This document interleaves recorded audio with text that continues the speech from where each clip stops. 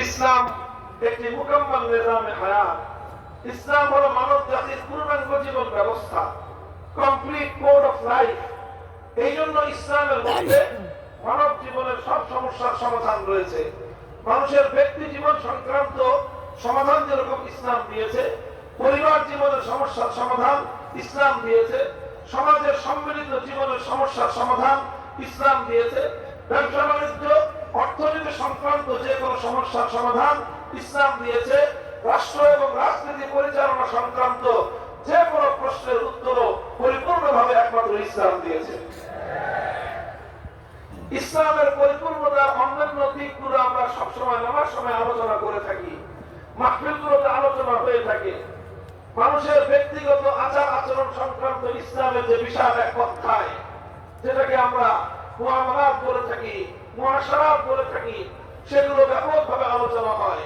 মানুষের ইবাদত সংক্রান্ত যে বিশাল অধ্যায় রয়েছে সেগুলো আমরা আলোচনা করে থাকি।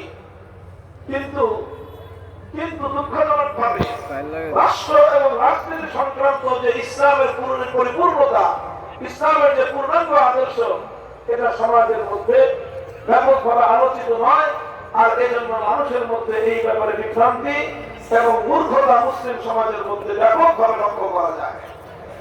এবং সবচেয়ে বড় দুঃখজনক বিষয় হলো, এই সমাজে যারা শিক্ষিত বা উচ্চ শিক্ষিত হিসেবে পরিচিত, তাদের মধ্যেও ইসলামের বিভিন্ন বিধান এবং ইসলামের বিভিন্ন দিক নিয়ে, বিভাগ নিয়ে তাদের মধ্যে ব্যাপক অজ্ঞতা এবং মূর্খতা পরিলক্ষিত হয়।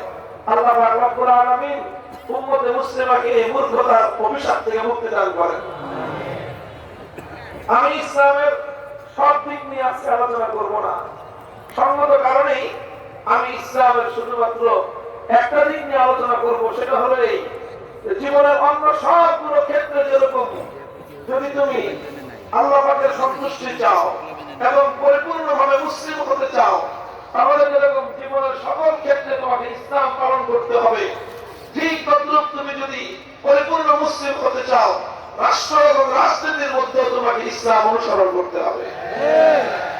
শুধু একজন মানুষ মুসলিম হওয়ার জন্যই রাষ্ট্র রাজনীতির ক্ষেত্রে ইসলামকে মানতে হবে তা নয়, বরং সারা পৃথিবীর মানুষ যদি রাজনৈতিক বিভিন্ন কারণে যে অশান্ত পৃথিবী, অশান্তির আমলে চলছে, ওই অশান্তির আগুন থেকে যদি বিশ্ববাসীকে মুক্তি দিতে হয়, তাহলে তার একমাত্র ব্যবস্থা হলো ইসলামী রাজনীতি এবং ইসলামী রাষ্ট্র ব্যবস্থার বাস্তবায়ন।